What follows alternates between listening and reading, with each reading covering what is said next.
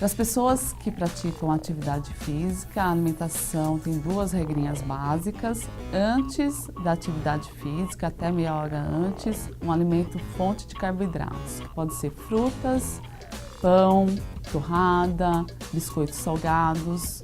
E logo após a prática de atividade física, novamente, alimentos fonte de carboidratos e proteínas, né?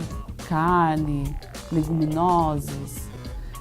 Eu costumo dizer que é legal fazer um pequeno lanche antes da atividade física e em seguida, logo que terminar, fazer uma refeição principal. Aí depende do horário, o café, o almoço ou o jantar.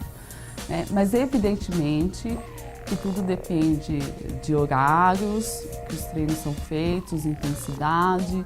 Aí é interessante ter o acompanhamento também de um nutricionista para que possa adequar a alimentação aos treinos praticados e horários.